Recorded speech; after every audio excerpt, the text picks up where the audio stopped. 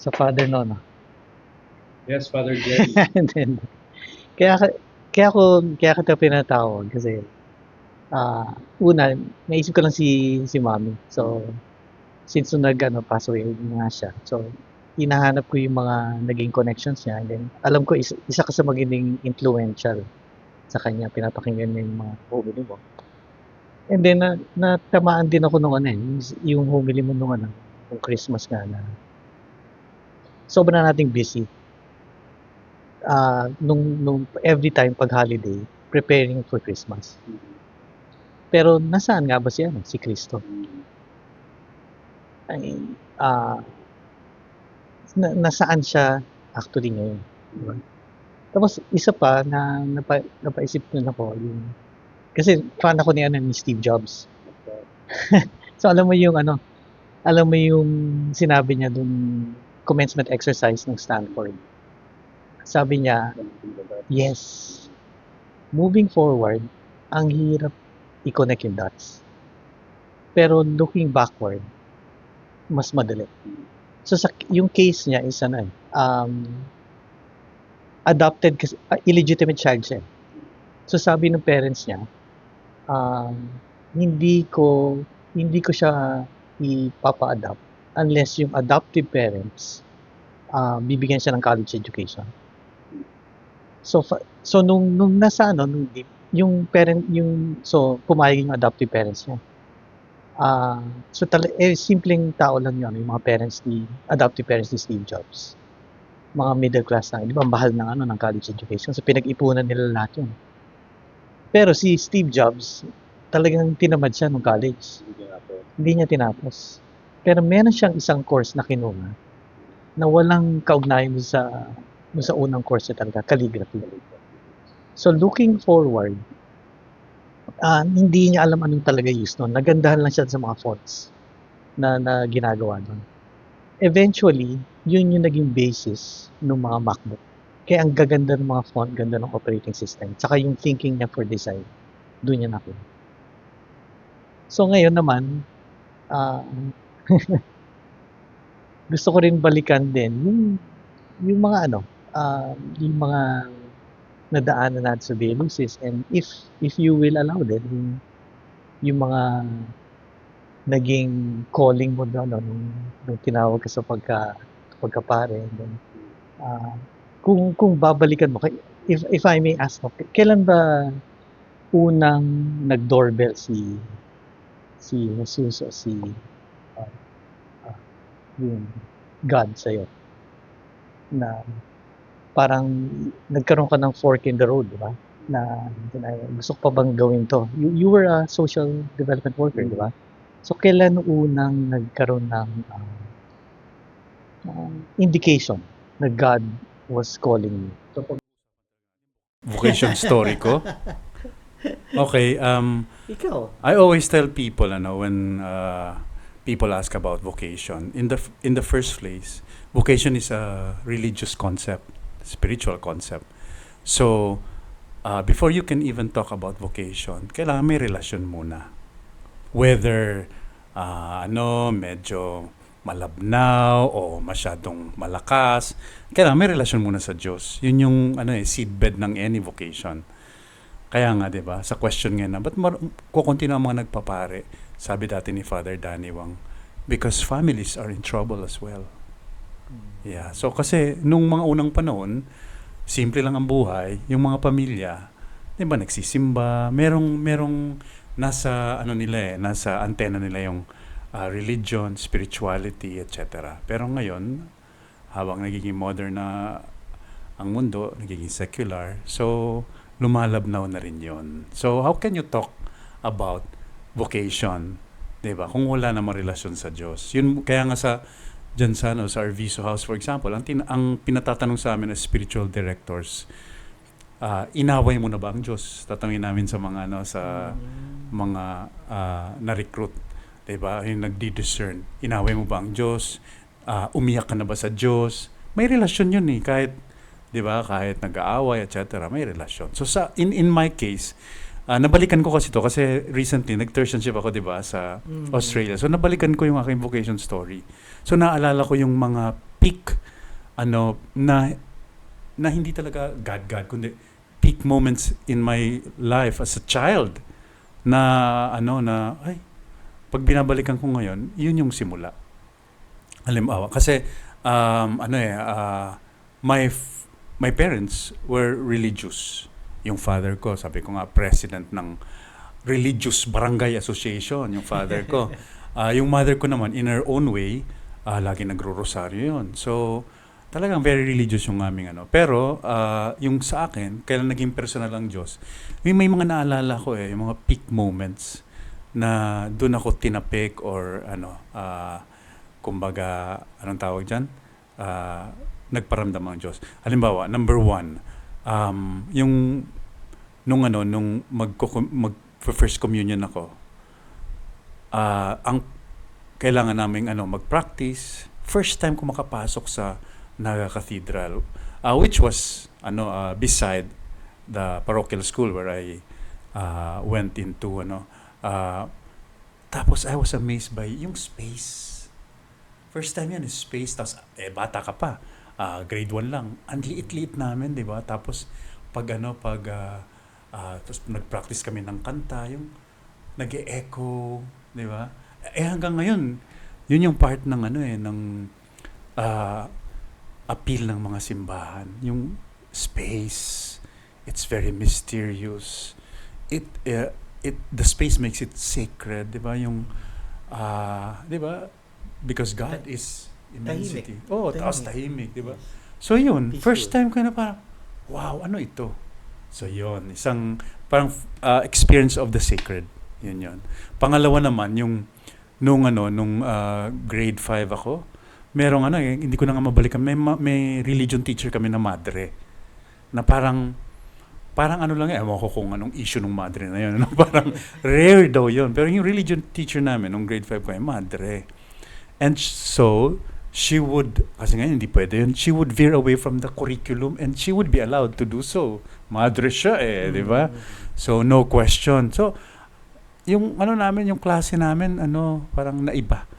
Tapos meron nung weekend, kami, dinala niya kami sa isang remote town, mga 1 hour away from our city. And then dun sa isang ruins ng simbahan. Na again, yun na naman yung naramdaman ko na parang, so again, experience of the sacred. So parang nung tertianship, nabalikan ko yun when I was contemplating yung experience ni Jesus of being lost and being found in the temple. Na di ba, first time niya yun he was also amazed by the discussions there, etc. Yung so hindi yan di ba, hindi explicitly religious, di ba? Walang doon. Lang kami, tumingin lang kami, gano'n. So, yun, but it was already an experience of the sacred, mystical experience yun. At yun sa akin? It stayed with me. Di ba? So, yun yung experience ko sa ating sa ating Panginoon. Naisip mo yung presentation of the temple, then naisip mo ikaw yung next na ipapako sa krus. Hindi yung pero ikaw 'di ba, yung lahat ng tao, halimbawa yung meron akong kaibigan na na may problemado siya, and then habang nagda-drive siya sa Roas Boulevard, nakita niya yung yung sunset. 'Di ba? It's the most beautiful sunset daw, 'di ba? Tapos parang he just had a mystical experience just looking at the sunset. Naghanap siya ng parking, pinanood niya, at iyak na siya ng iyak. It was God somehow communicating. At least yun yung interpretation niya nung experience na it was God calming him down dahil ang dami niyang dinadaanan, di ba? And then after that, he was ready again to face the world. So yung ganun lang, yung mga simpleng karanasan God is tinatapik tayo ng Diyos. Ganun lang yun. So yung experience mo with God was grade 1, grade 5. Pero yung talagang tinawag ka noon, Father. College na yon kasi mas articulate ka na Pagbata kasi, di ba? So, na yon? So, ang dami mo na naaral.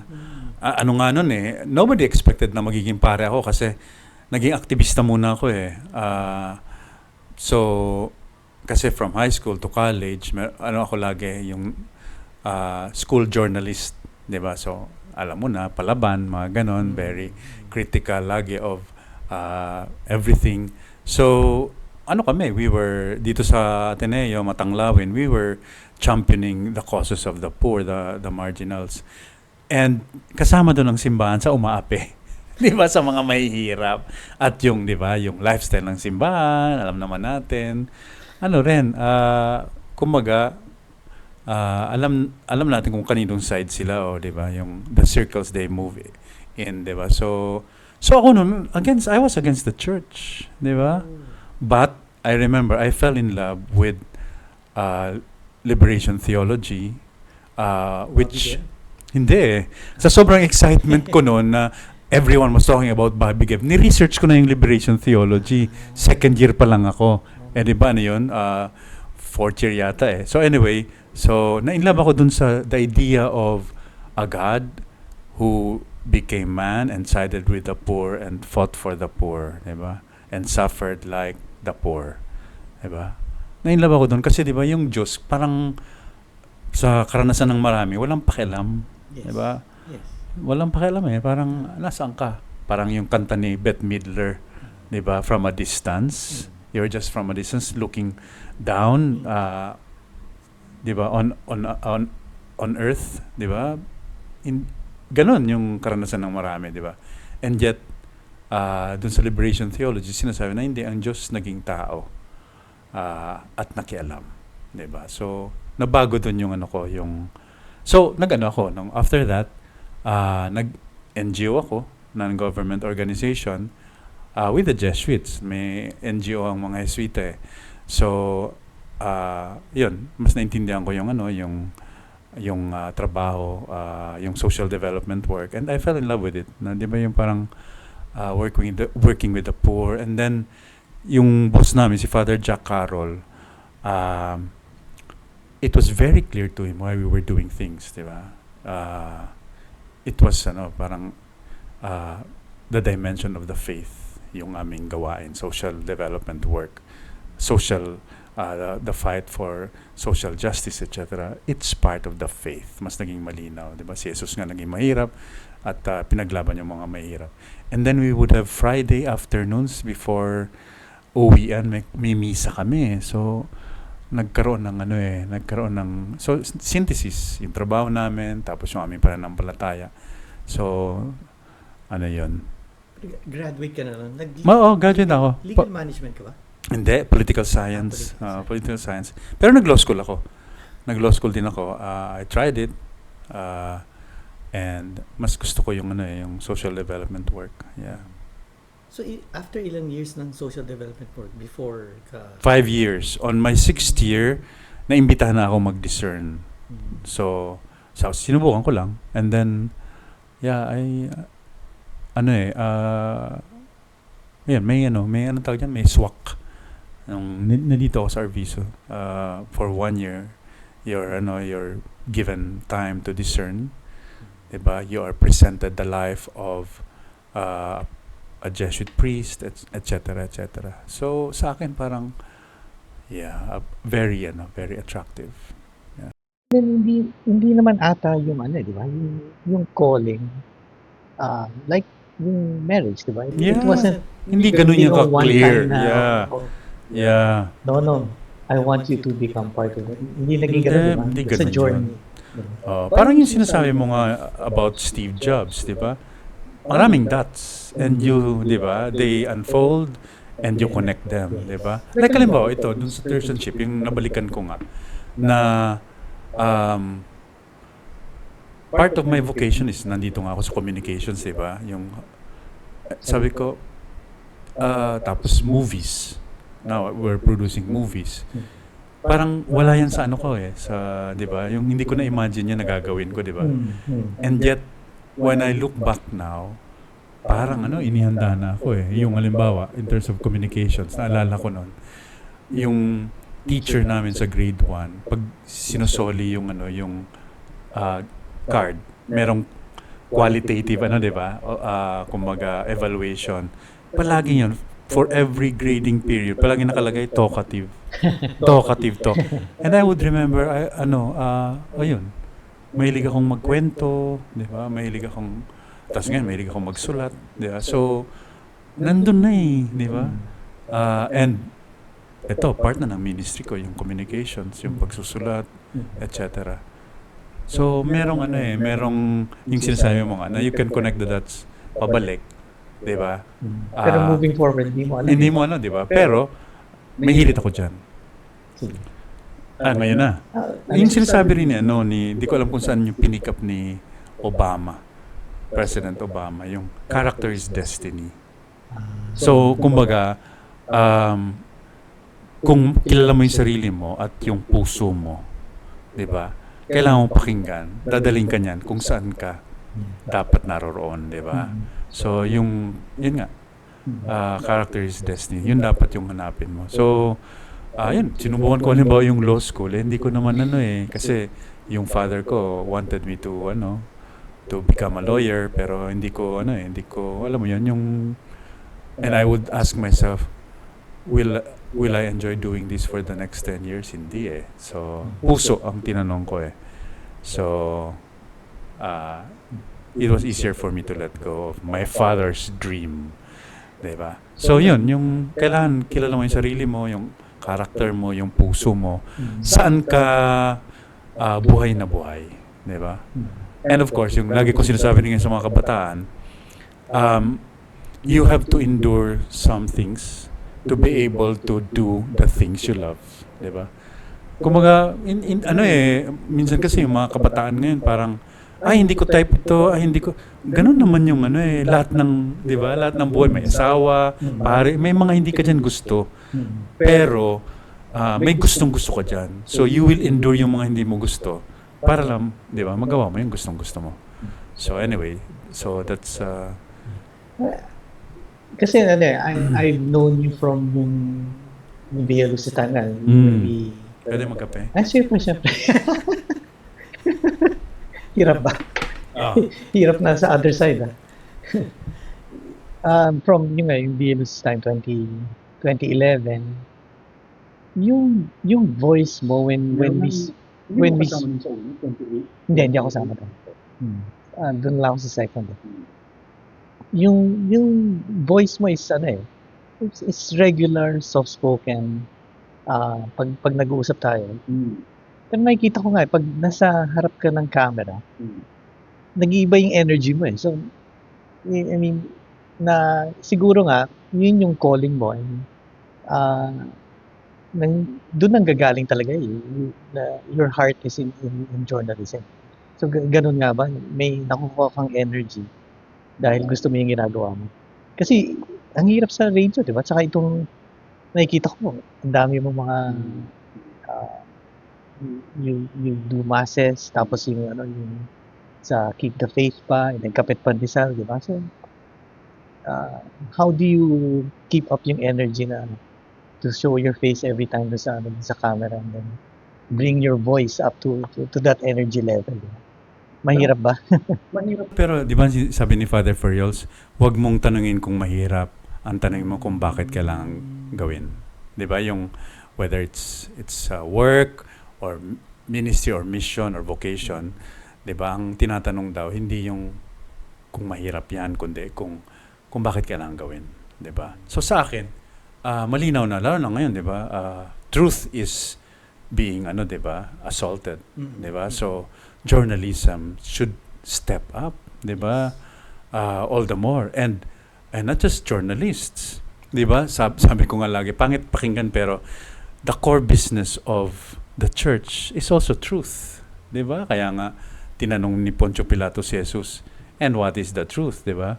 Pero the core business of the church is truth. Kaya nga dapat active ang simbahan nga to combat, 'di ba? Itong nangyayaring spread of lies and untruth sa buong mundo, no? And it's harming countries and people. So, sa akin, malinaw na kailangan gawin. 'Di ba? So, kung mahirap, sabi ni Father Ferriols, hindi ko na tinatanong 'di ba? Kundi kung bakit kailangan gawin, 'di ba? Ganun din naman actually si San Ignacio, 'di ba? To go where you are needed. Diba? Yun yung sinasabi ni San Ignacio, the Jesuit daw, and this is the, kumbaga, the main consideration or criterion for choosing a mission, to go where there is great need. Diba? Kaya alimbawa kami, di ba, hindi kami masyadong nagpa-publish ng mga libro kasi ang dami ng mga religious publications eh. So, pinapublish ko lang mga Jesuit titles, di ba? Walang masyadong gumagawa ng pelikula na kasi ang mahal eh. Di ba? So, yun yung talagang may void doon. So, yun yung ginagawa namin. Di ba, nagka-heart attack na ako nung unang pelikula, yung Ignacio de Loyola, di ba? Pero kailangan gawin eh. Di ba? And kita mo naman yung very rewarding din yung pagpupunta ka doon sa para mga negosyante, pagpupunta ka doon sa wala pang masyadong gumagawa, di ba? Grabe yung reward, like yung Gumburza. Di ba? Grabe yung reward nun sabi ko nga, any Catholic media organization, yun yung pangarap, yung mapag-usapan, di ba, ng maraming tao. And for 3 to 5 months, even a year, pinag-uusapan yung Gumburza sa Facebook, kung saan-saan, di ba? Umiiyak na lang kami noon ni Ernestine, di ba? Dahil, wow, di ba? Wow, finally, di ba? Pinag-uusapan. Kahit hindi naman kami mahilig magbida ni Ernestine, so lang, di ba? Basta pag-usapan lang yung Gumburza, di ba? Yung contribution ng simbahan at a time na inaatake ng presidente natin dati yung simbahan, di ba? So, hindi naman pwede yun. Because, yun nga, yung pinaka-thesis kasi nung Gumburza, yung kay Father Schumacher. Ang sabi ni Father Schumacher na the Philippine nation emerged with the contribution of the church. Di ba? Na yung nationalism first emerged inside the church. Yun nga, yung sa issue nung 3 Pinoy na yun, di ba? Na inapi ng mga Kastilang mga pare. So doon sila doon sila lumaban.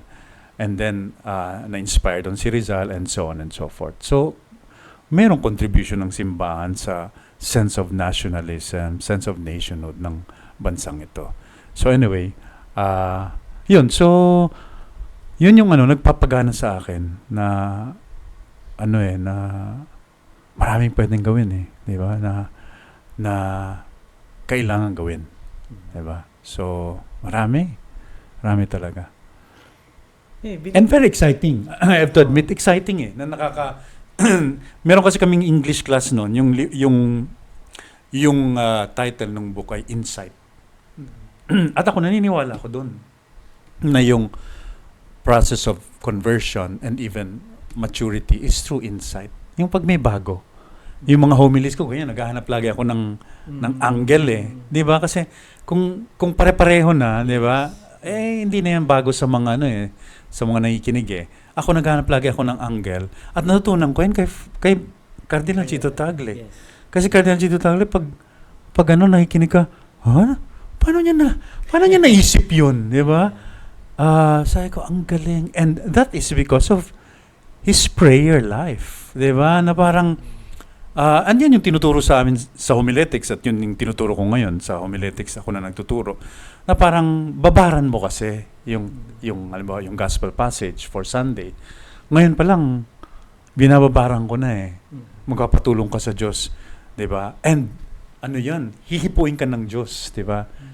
'Di ba yung parang kung hindi mo issue or kung hindi issue ng Diyos siguro, yung ganun, hindi yan lilitaw eh, 'di ba? Pero biglang may may lilitaw na ito yung gustong ng Diyos i-share sa kanyang sambayanan. So ganun si Cardinal, at ginagaya ko lang siya na parang babaran mo, may lilitaw diyan na bago or bagong anggulo, 'di ba? So insight, yun yung yun yung sa homilies ko, yun yung ano ba dito yung hindi pa napapansin ng mga tao, insight. Yun yung ko. Maganda yung sinabi mo, hihipuin ka ng Diyos. So ngayon, balik din tayo ng konti dun sa yung homily mga ng December na dadating si si Kristo sa atin. Diba? Yung sa Christmas. Pero Saan yan? yung sa Hindi ko naman nagsisimba. Kita Sa ano? Keep the faith. sa pagka-busy natin. Yes. Saan nga, tinanong mo yun di ba? Saan nga ba si Jesus, di ba, sa buhay natin? And then, pero parang kulang kasi sinabi mo lang na dadating siya kasi December 25. Talaga naman dumadating siya pa every Christmas, di ba? Pero looking back na, ngayon, clear na, mukhang naramdaman mo talaga yung Diyos grade 1, grade 5, nung nag-aktivista ka. Until, naging Jesuita ka na, di ba? Pero ang curious ako is, nakita mo ba si Jesus dun sa mga peak points na yun? Kasi lalo na, lalo na nga and then curious ako kasi your name is, di ba, Emmanuel, God with us.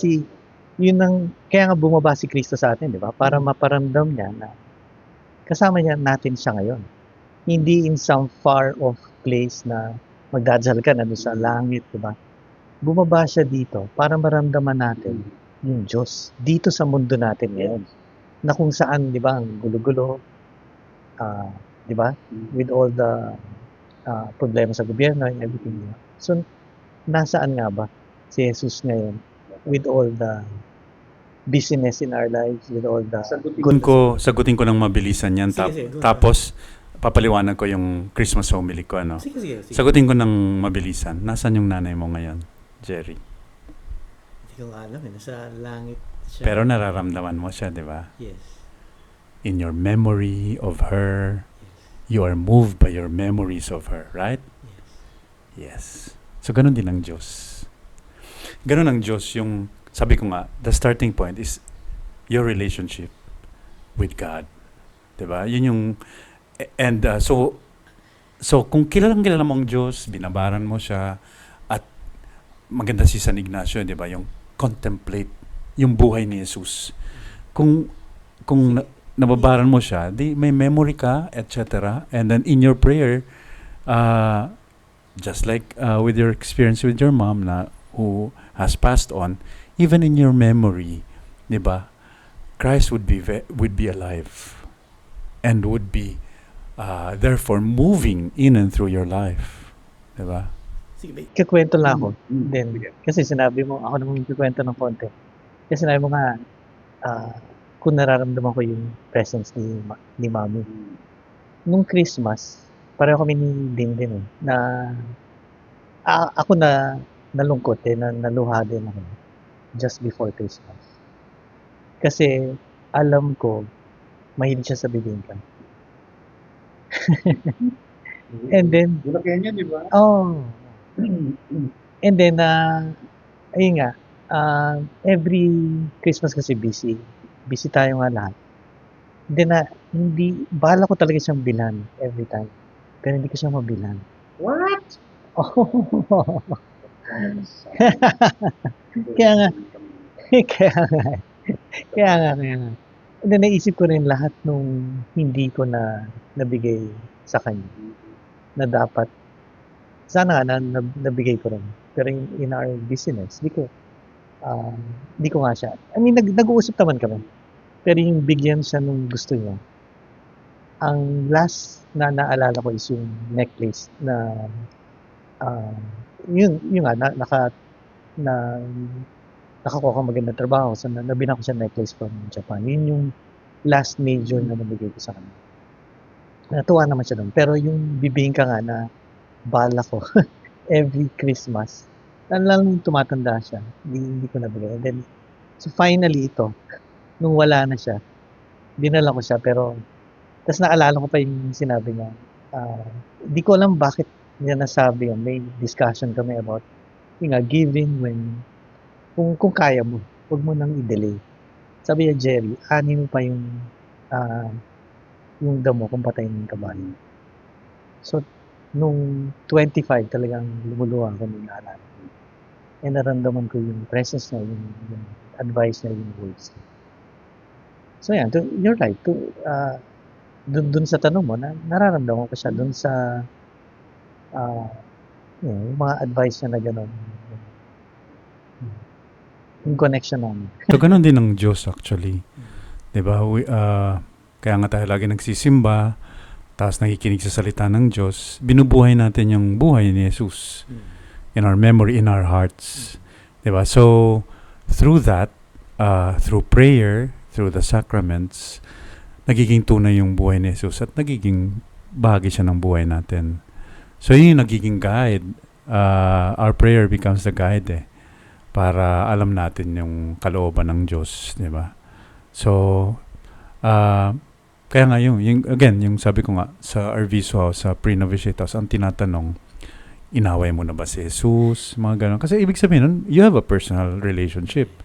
Yun. So, ganun lang yun, yung discernment.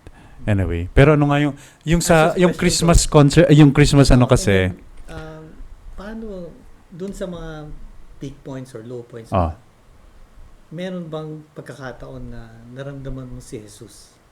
Lagi nga, dahil nga Jesus. ngayon, malinaw na sa akin that He has been walking with us, each one of us. Kasi nga, nabubuo ko na sabi mo nga, looking backward, di ba? Nabubuo ko na na yun nga yung, naalala mo yung Ignacio de Loyola, yung ginawa namin, di ba? Ang galing-galing ng ating writer-director na si Paulo. Di ba? Yung last scene na, di ba? Yung one of the last scenes,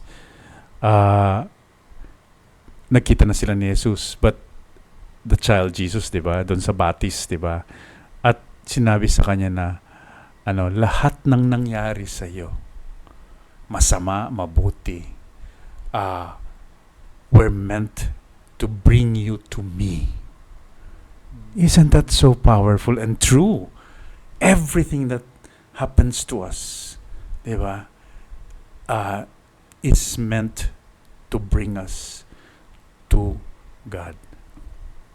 Di ba? Tayo lang yung nagre-resist Tsaka, yun nga, hindi mo mabasa, di ba? Hindi madaling basahin Pero lahat ng nangyayari, yung mga karanasan natin, bitter, and of course, masaya, etc. Lahat yun, binubuo ka di ba? Binubuo ka ng binubuo. Ang ano ko nga dyan, parang minsan kulang yung isang lifetime para di ba? Pero, kaya nga may purgatory. Hindi, pero ganun yung ang galing nung Ignacio na de Loyola. Convert tayo sa Buddhism para mag-incarnate ka. Hindi. Baka maging mag-iipis ka, di ba? So, ganun yun yung hindi mo makita kasi you can only see backwards di ba? Pero ganun talaga Minsan nga, meron akong dati gusto kong magsulat ng short story na may isang yung protagonist, nababasa niya na yung hand of God. 'Di ba? Yung kaya lang, 'di ba? So alam niya na kaagad, nakikita niya kaagad. So yun, 'di ba? It takes yun nga. Ang sabi nga ni 'di ba, ni Anthony de Melo, kailangan lang kasi to awaken. Kasi pag we are awakened to the consciousness of God, etc., 'di ba?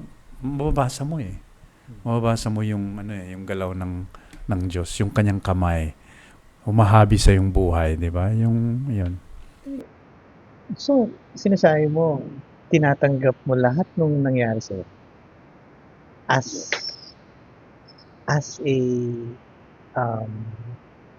a way towards God. Lahat. As in, even your ano ba yung nangyari sa'yo? Heart attack? Or so even the negative.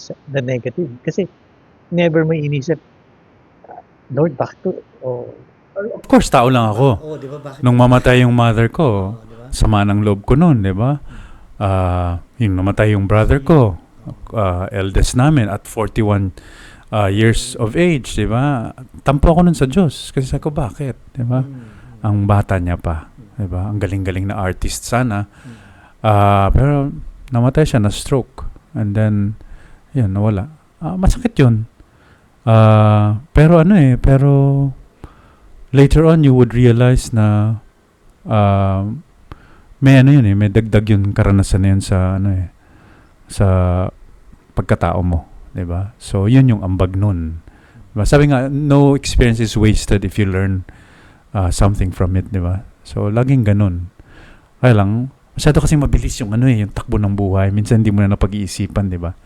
So, sige ka lang ng sige, move ka lang ng move, pero di ba na Yung yung Christmas, di ba? Christmas rush. Oh, yung sa homily ko. Actually, nagtataray lang ako noon eh. Pero sabi ko, may something new here. Kasi di ba yung nakarinig kasi ako ng mga taong nagdadrama na, hindi ko naramdaman ng Pasko, busy. Sabi ko, but Christmas is not about you. Di ba? Christmas is the birthday of our Lord. Tapos, and in our human experience, pag may nagbe-birthday, yun yung sinasabi, hindi ka mag-aagaw ng eksena. Birthday. Alam ba, birthday ng anak mo. Mag-aagaw ka ba ng eksena? Anak, may problema ko. Hindi eh. You will give everything so that the day would be, di ba, happy and So, wag ka mang-agaw ng eksena. Yun yung sabi ko. Christmas kasi, masyado nang naging,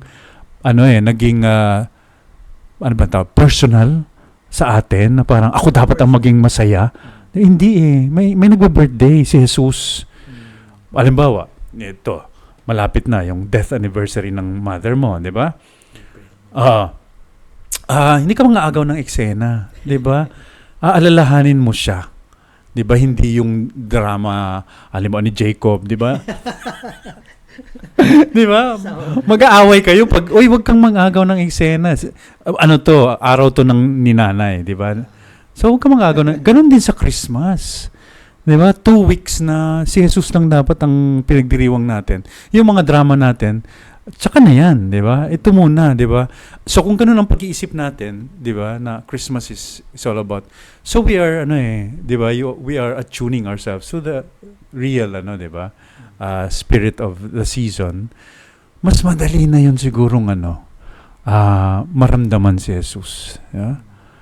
Kung nakatuto ka na sa Kanya talaga. This is for you, Lord. Di ba?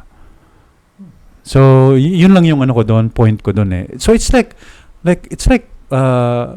prayer, 'di ba? Kung lagi mong dinadasal yung yung buhay ni Jesus, etc.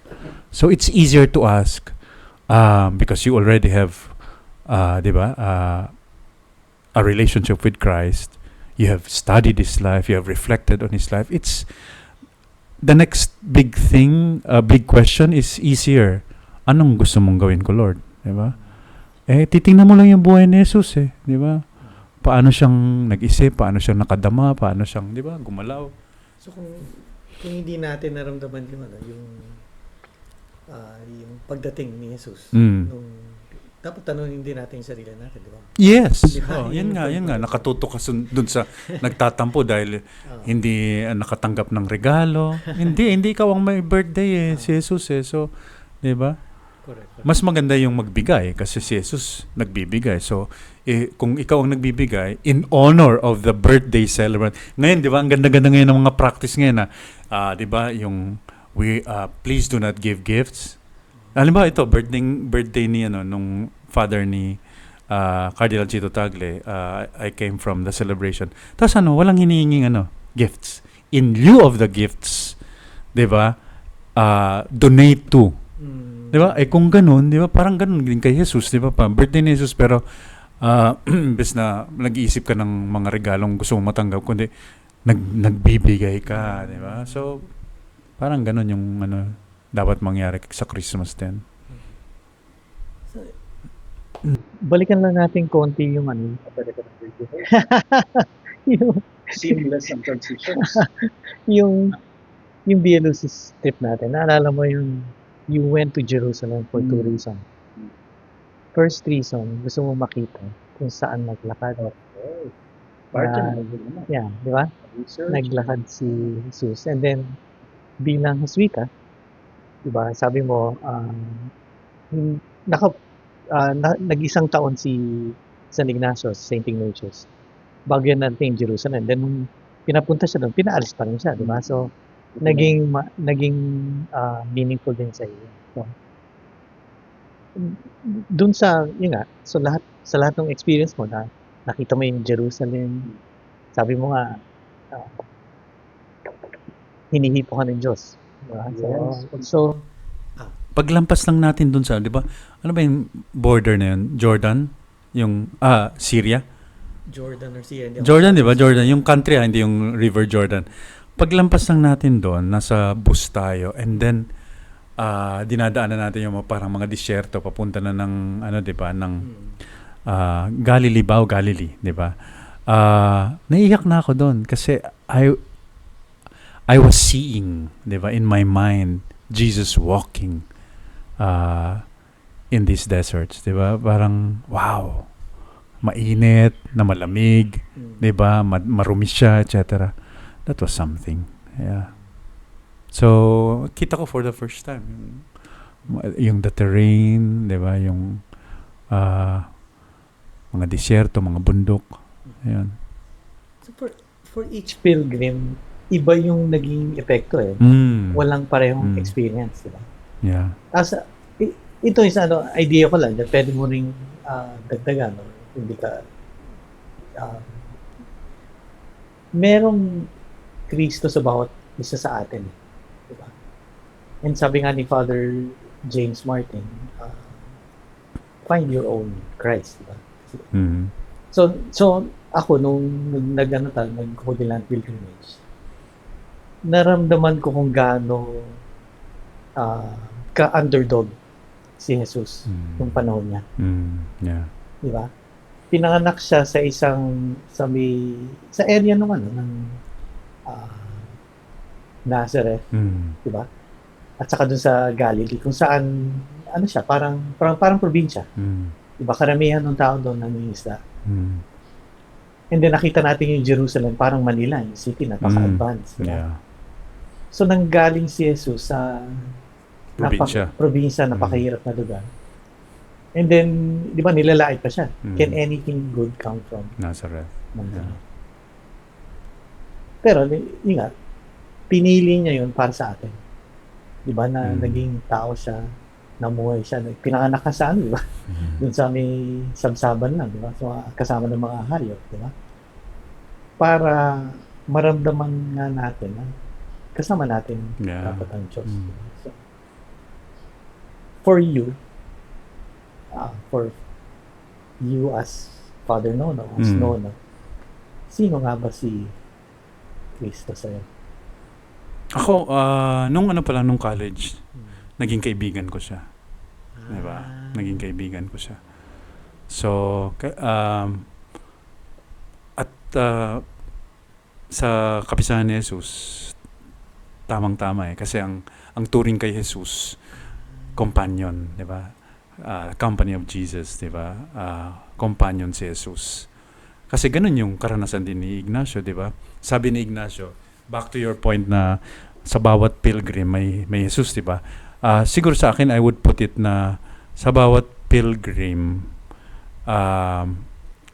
tinatapik ang bawat isa sa atin in the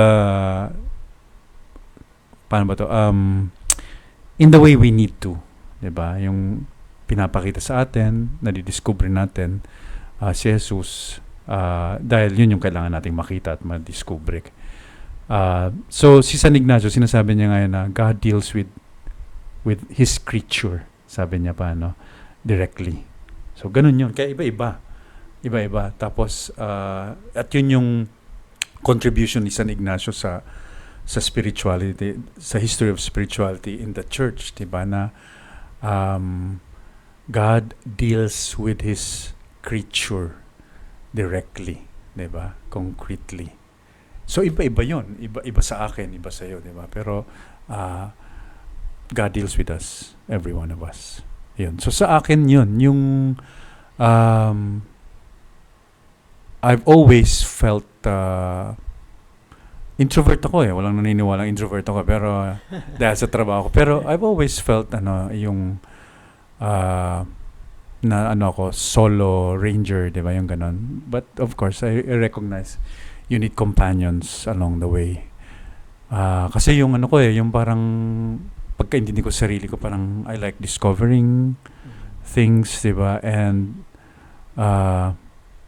sometimes even if the road to that discovery is lonely, I would still, diba? But life is better if you have a companion to walk with, no? So, yun yung pangailangan ko kay Jesus. So, may iba sa amin, may iba sa amin, may pare akong, kaibigan na siya raw, iisang Diyos lang naman niya, pero siya mas totoo sa kanya yung God the Father. Diba? Kasi kailangan niya ng Ama.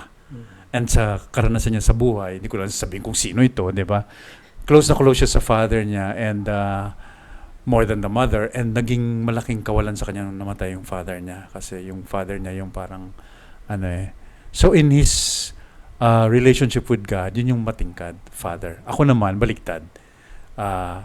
Mas the second person, yung nagkatawang tao ang hinahanap-hanap ko, di ba?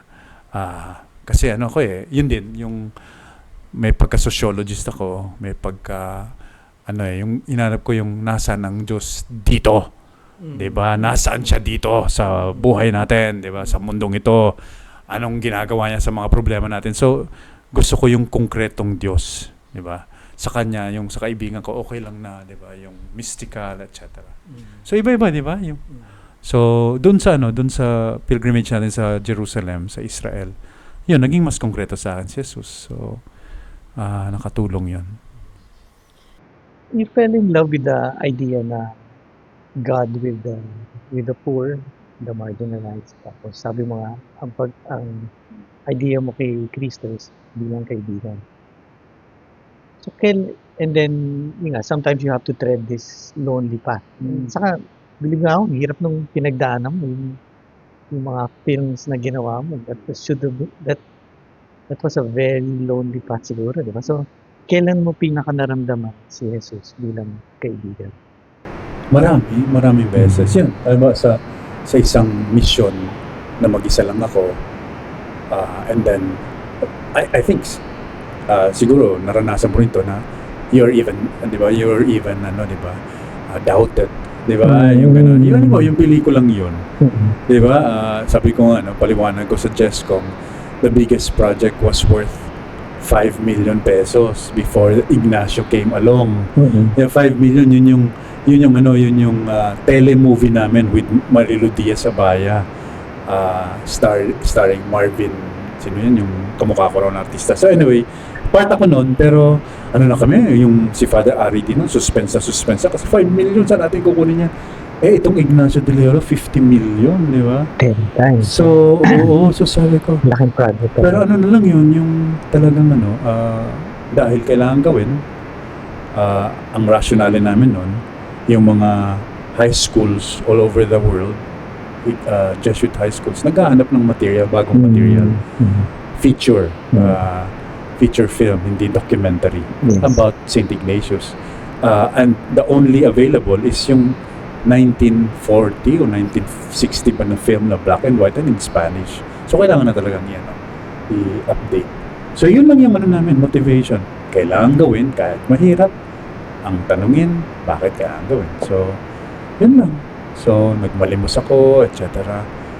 And then, nung makita ko yung unang trailer, iyak ako ng iyak. And then, yun, I was able to pray, thank you, Lord, this is for you. Nakamiyak ako. I can still remember, pinadala sa akin ni Ernestine yung trailer.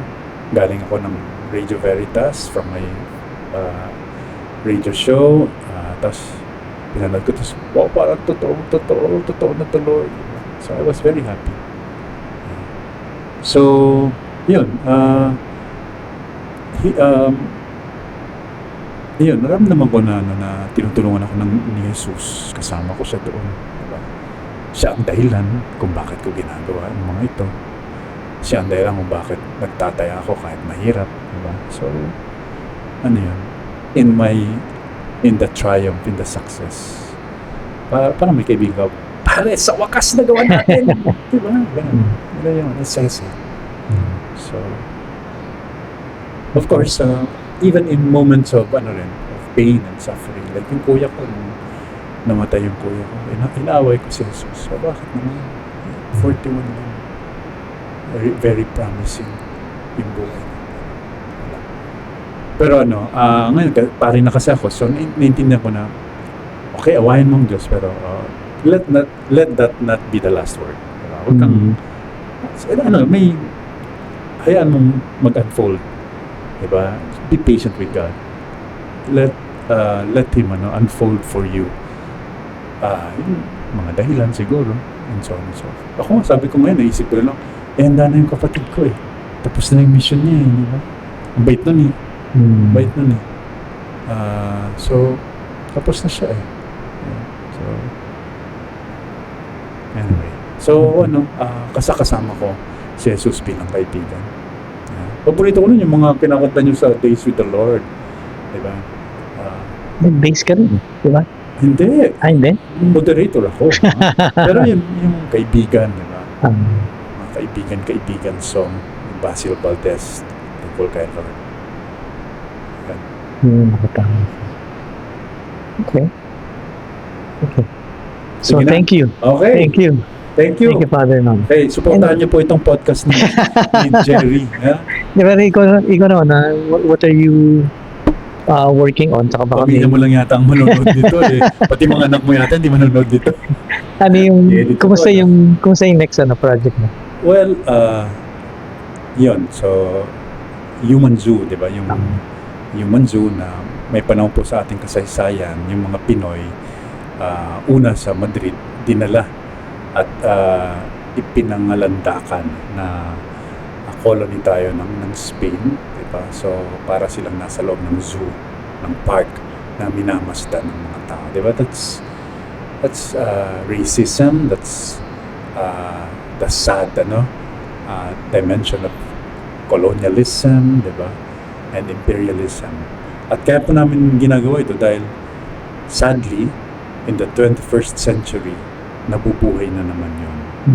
There's so much racism in the world today. So parang hindi natin natutunan yung dapat nating natutunan ng panahon na yun. 1876 in Madrid, 1904 in Missouri, dinala yung mga Pinoy, di ba? At na-discover namin when we would tell people about this movie project, hindi nila alam itong kabanatang ito, this chapter in our history. And so yun pala yun. So all the more na naging buo yung loob namin na gawin ito kasi it's the forgotten history of the Philippine Islands, di ba? Na siguro kung nakita natin ito, di ba, nung panahon na yun, buhay ka na at nakita mo na yung mga kababayan mo, dinidisplay, di ba? You would feel, di ba, strong sense of nationalism. Huwag niyong gagawin yan sa kababayan ko. May dignidad kami, may tanong kami. Hindi sila gamit na kailangan i-display at, so, yun po. Yun yung dahilan. So, may target release date na? Well, isasali namin siya sa Metro Manila Film Fest this year, sa 2026. Sige, abangan natin. So, hopefully, magdo-donate po si Jerry. Si Jacob naman namin. Si Jacob Kuripot. Isasama ba natin na? Okay lang yun, si Jacob pa. Okay. Sige, thank you. Tapos na? Thank you. Nag-record ba to? Hindi. Oo, naka-record pa yan. So anyway, dun sa ating project, kasi ganito yun, parang yung minimisa akong isang grupo na pinamana lang sa akin ni Father Candelaria. At tatanda na, pero mga mayayaman dati. Saan to? Basta, wala na, tinapos na namin last year kasi wala na natira. Alam mo, naabutan ko sila mga 25 pa, mag-aasawa. Tapos namamatay na kasi nasa 80s na nung naabutan ko, tapos ngayon 90s na. So, Nung 25 ka? O 20? hindi nung 25? 25 na tao sila. Okay. So ano to, like, di ba merong Valdez, Ambassador Valdez, who before SGV was the accounting firm of the Philippines, di ba? Sila yung siya nag-author ng sikat na accounting book sa Pilipinas. So anyway, nabutan ko yun si Ambassador Valdez. May namatay, gano'n. Anyway, ngayon, last year, tatlo na lang natira. Isipin mo yan, from 25 sila, tatlo na lang natira. Sabi nung isa, ni Mrs. Recto, tapusin na natin itong kahibangan na to. Hindi na namin kaya, Father. Sabi ko, sige. So, yun. Palagi silang pag nag-ano kami, gawa naman tayo ng project. Ay, tatandaan nyo na, di ba? Yung sa ano mo kasi, if you are willing, ikaw lang yun yan, tatandaan ng mga kasama namin. Si Polisi ka. Sa atin lang to, ha? Oo nga. Baka nag-record pa yan. Nag-record pa yata to, oh. Yun yung problema. So,